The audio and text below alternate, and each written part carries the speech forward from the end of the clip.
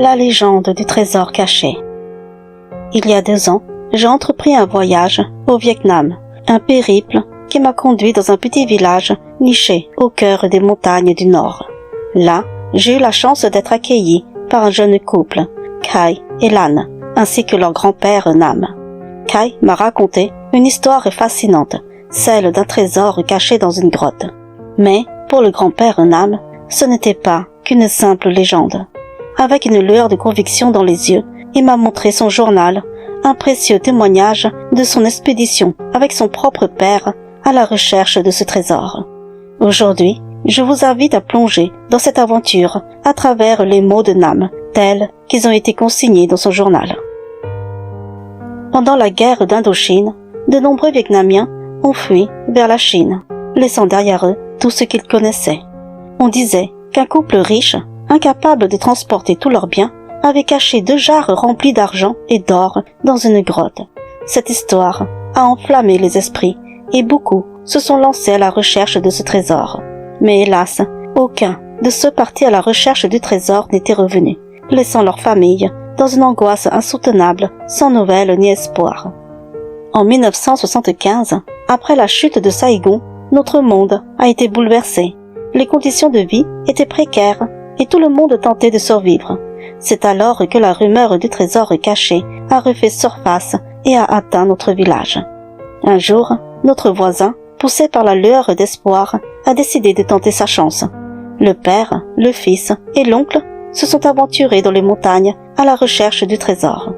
1 mois plus tard, le fils est revenu seul, tenant les 2 jarres.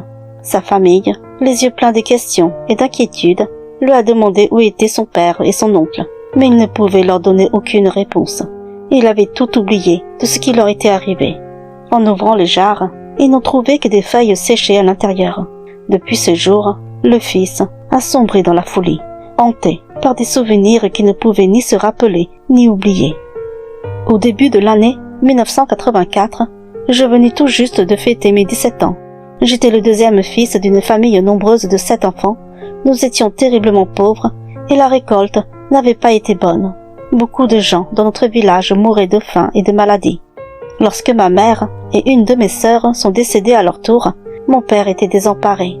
Pour tenter de nous sauver de cette misère, mon père a décidé de partir à la recherche du trésor légendaire avec mon grand frère Min. Cependant, la veille de leur départ, Min s'était blessé à la jambe et se retrouvait à boiter. C'est alors que le destin a fait de moi, Nam, le 2e fils, celui qui devait accompagner notre père dans cette quête périlleuse. Mon père, emportant avec lui son fusil d'assaut qu'il avait caché après la guerre pour nous protéger, ainsi qu'une poignée de riz pour notre voyage. Avant notre départ, mon frère Min, malgré la douleur et la déception de ne pas pouvoir nous accompagner, m'a tendu un cahier et un crayon.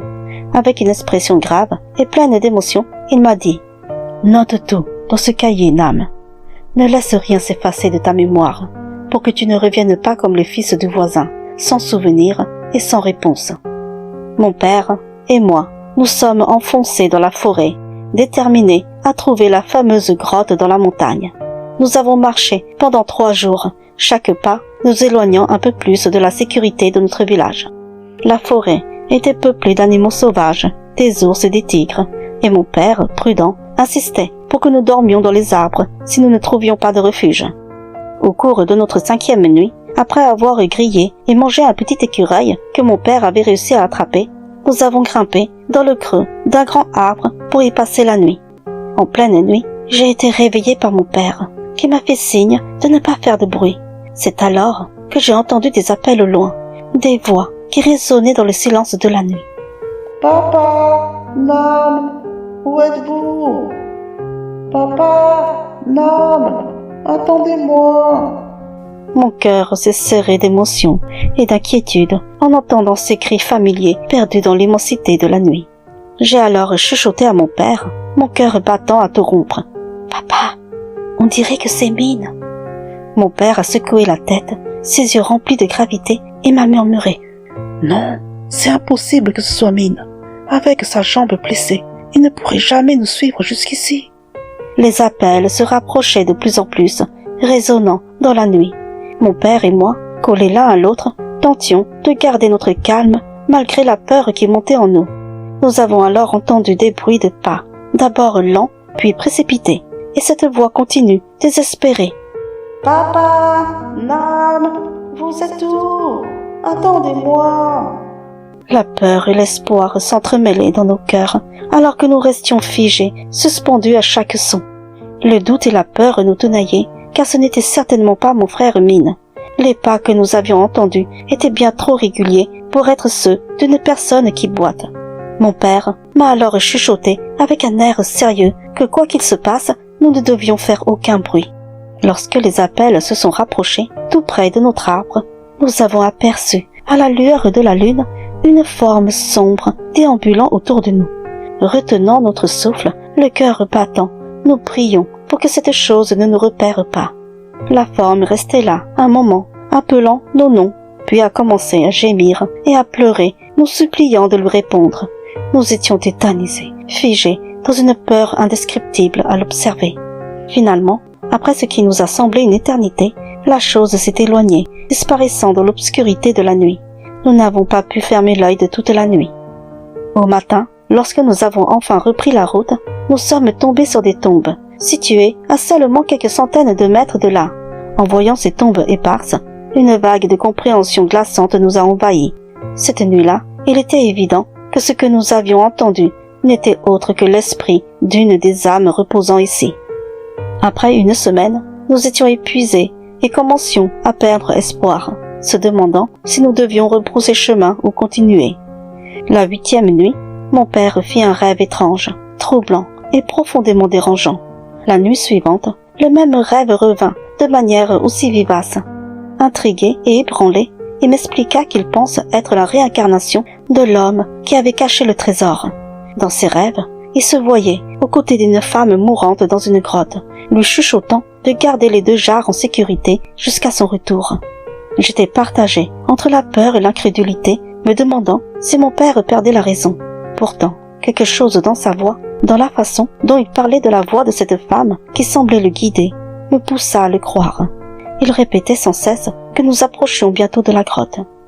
Lorsque nous sommes arrivés au pied d'une falaise, nous avons découvert une petite cavité cachée dans la roche. Mon père, les yeux brillants d'une conviction presque surnaturelle, m'a confié que c'était là l'entrée de la grotte tant recherchée. J'étais envahi par le scepticisme et l'incertitude, doutant de cette révélation inattendue. Mais en voyant la détermination dans ses yeux et en entendant ces mots empreints de foi, il m'assura que c'était la femme de ses rêves qui l'avait guidé jusqu'ici. Nous nous sommes faufilés l'un après l'autre à travers la cavité, nos cœurs battant avec une anxiété palpable. Une fois à l'intérieur de la grotte, une étrange sensation s'empara de moi. À ma grande surprise, j'entendis aussi la voix de cette femme. Elle disait, avec une douceur empreinte d'une longue attente, « Te voilà enfin, mon cher époux. Je t'ai attendu si longtemps. » Un frisson glacé parcourut mon échine, mais je remarquai que mon père, étrangement calme, ne semblait pas affecté. La voix continua, remplie d'une urgence sereine. « Maintenant que tu es là, suis ma voix. Je vais te guider jusqu'au jar. » Torche en main, nous avons alors suivi cette voie mystérieuse, plongeant plus profondément dans les ténèbres de la grotte. Sur notre chemin, nous avons rencontré de nombreux squelettes, vestiges silencieux de ceux qui étaient venus en quête du trésor avant nous. Un frisson de peur m'envahit, mais la voix, douce et apaisante, résonna dans l'obscurité. « N'aie pas peur, mon époux. Tu m'as dit autrefois que si ce n'était pas ton propre sang qui revenait chercher les jarres, je ne devais pas les laisser à quiconque. Aucun de ces malheureux n'est de ta lignée. » Ces mots, chargés d'une vérité surnaturelle, nous réconfortèrent dans notre avancée. Nous poursuivîmes notre chemin, persuadés que la réincarnation de l'époux tant attendu était bien mon père. Après un long moment de marche, nous sommes enfin arrivés au fond de la grotte. Là, reposant dans l'obscurité, se trouvaient de vieilles jarres et un squelette, sûrement celui de la femme. La voix douce, mais chargée d'émotion, nous dit « C'est ton trésor, mon époux. Emporte-les avec toi. » Lorsque nous avons ouvert les jarres, elles étaient remplies d'or et d'argent, scintillant faiblement à la lueur de notre torche. Mon père me pressa de prendre une jarre pendant qu'il s'emparait de l'autre. Mais alors que nous nous apprêtions à partir, la voix se mit à pleurer, remplie de désespoir. « Mon époux, tu m'as promis que tu trouverais quelqu'un pour prendre ma place.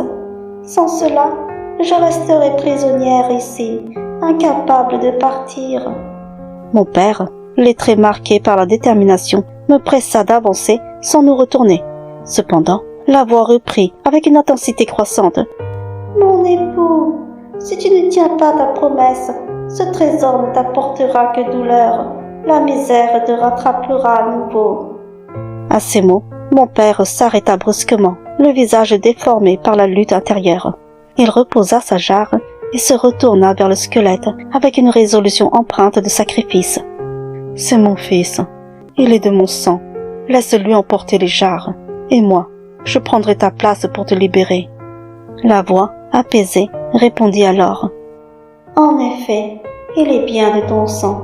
Il n'y aura aucun problème pour qu'il emporte les jarres, tant que tu tiens ta promesse. » Mon père se tourna vers moi, les yeux emplis d'une détermination poignante, et me dit d'une voix empreinte de gravité. « Nam, ce trésor est notre seul espoir pour sauver tes frères et sœurs de la misère. Tant que vous pourriez survivre et trouver le bonheur, je peux partir en paix. » Avec ces mots lourds de sacrifice, il me tendit son couteau, son regard mêlé de tristesse et de résignation. Il s'allongea lentement à côté du squelette, une expression calme et sereine sur le visage. En me regardant une dernière fois, il m'ordonna d'une voix brisée mais ferme. « Fais-le, Nam. Poignarde-moi. » Mon cœur se serra face à ce choix déchirant, la réalité de la situation pesant lourdement sur mes épaules. Il m'expliqua qu'après l'avoir tué, je devrais le mettre à la place du squelette. Avec des pas hésitants, je me suis approché lentement de mon père, mais j'étais paralysée par la douleur de devoir lui faire du mal.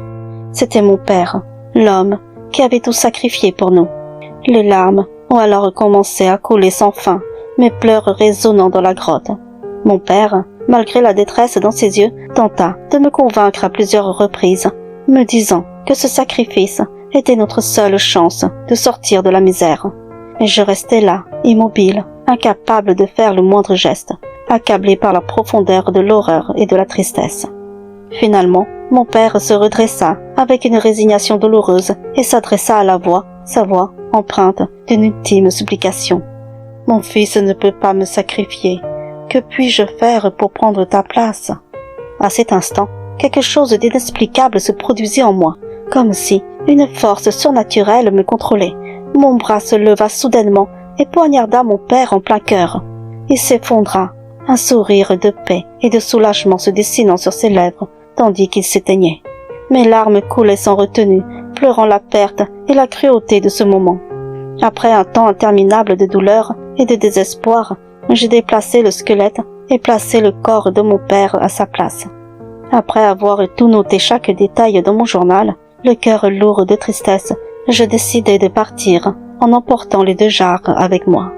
Je tentais désespérément de retrouver le chemin de la sortie, mais à chaque tentative, je me retrouvais inévitablement devant le corps de mon père. Je tournais en rond, les murs de la grotte semblant se resserrer autour de moi. Le temps perdait tout sens et je me sentais accablé par l'épuisement et la faim dévorante. À plusieurs reprises, le désespoir m'a poussé à envisager le pire, penser à utiliser le corps de mon père pour survivre. Mais alors, un mince espoir apparut sous la forme d'une faible source d'eau coulant de la roche. Je suivis le fil d'eau, chaque pas renforçant ma détermination, jusqu'à découvrir la cavité par laquelle mon père et moi étions entrés. Une vague de soulagement mêlée de douleur m'envahit en découvrant enfin un chemin vers la sortie. Après plusieurs jours de marche épuisante, je suis enfin revenu dans notre village avec les 2 jarres, chaque pas me rapprochant de la promesse d'une nouvelle vie pour mes frères et sœurs. Tout le long du chemin, je ne cessais d'examiner les jarres, rêvant à un avenir radieux et à la richesse qui nous attendait. Mais lorsque je suis arrivé au village, l'espoir s'est effondré comme un château de cartes. Les villageois se sont rassemblés autour de moi, impatients de découvrir le trésor. Et là, au lieu d'or et d'argent, il n'y avait que des feuilles sèches. Le contenu des jarres avait disparu, tout l'or avait disparu. Un désespoir profond m'envahit et je me suis effondré en larmes, me tirant les cheveux dans une scène de désespoir et de confusion. La réalité me frappait avec une violence telle que j'étais sur le point de perdre la raison. Dans cet état de choc, je commençais à oublier les événements tragiques qui s'étaient déroulés avec mon père. Heureusement, j'avais mon journal, témoin silencieux de notre épreuve. Mon frère Mine, fidèle et attentif, me lisait mon journal chaque soir, me permettant de conserver un semblant de raison et de mémoire. Peu à peu, avec son soutien constant, j'ai commencé à retrouver mes esprits, émergeant lentement du brouillard de la douleur et de l'oubli. Cette année-là, la survie est devenue une épreuve de chaque instant. Nous avons dû nous contenter de racines pour nous nourrir, chaque bouchée étant un maigre réconfort dans notre lutte quotidienne contre la faim. Mon frère, bien qu'il soit déjà marié, a pris en charge notre famille avec un dévouement bouleversant. Lui et sa femme se sont occupés de nous avec une tendresse et une sollicitude dignes de parents, nous guidant patiemment dans la culture du riz et des légumes. Leur soutien est devenu notre ancre dans cette période difficile, transformant la dureté de notre quotidien en une lueur d'espoir et de solidarité. Un jour, alors que je me rendais au marché pour vendre nos légumes, j'ai rencontré des moines. Leur calme et leur sérénité contrastaient fortement avec la douleur et la tristesse qui m'habitaient depuis la perte de mon père.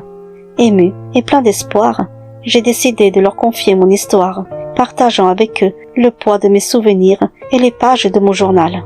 À ma grande surprise, ils m'ont écouté avec une attention sincère et ont cru en ce que je leur racontais. Quelques jours plus tard, quelques moines sont venus dans notre village, portant avec eux une lueur d'espoir. Ils nous ont annoncé qu'ils se rendaient à la grotte en se basant sur les indications que je leur avais fournies. Ils demandaient à ce qu'aucun habitant ne les accompagne, nous priant d'attendre patiemment au village. Ce n'est qu'un mois plus tard que les moines revinrent enfin, leurs visages marqués par une fatigue empreinte de gravité. Nous nous rassemblâmes autour d'eux, notre curiosité mêlée d'espoir et d'appréhension, et commencèrent alors à partager ce qu'ils avaient découvert. Avec une profonde compassion, un des moines me révéla que mon père n'était pas la réincarnation du mari de cette femme comme je l'avais cru. L'esprit qui hantait la grotte avait l'habitude de tromper ceux qui tentaient de s'emparer du trésor, les manipulant pour qu'ils s'entretuent. Les moines nous racontèrent l'histoire tragique de cet esprit avec une intensité poignante. À l'époque, la femme, son mari et leur fils de 12 ans s'étaient réfugiés dans cette grotte. Le mari, trahi par ses propres désirs, avait tué sa femme pour rejoindre sa maîtresse et fuir avec elle. Le fils, rejeté par son père, avait été enfermé dans la grotte, l'entrée barricadée par des pierres.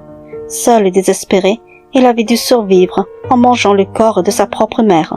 Puis, un jour, un mur de la grotte s'effondra, révélant un mur doré et une cavité qui permettait de sortir.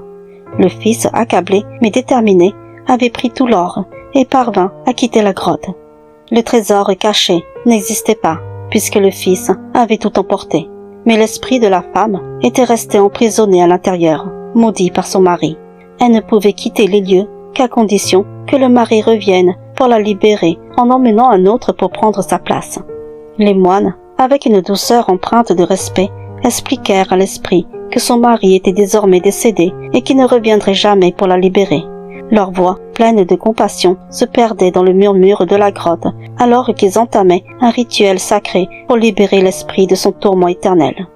Les moines restèrent ensuite une semaine de plus dans la grotte, leurs prières résonnant dans l'obscurité avec une intensité sacrée avant de revenir au village.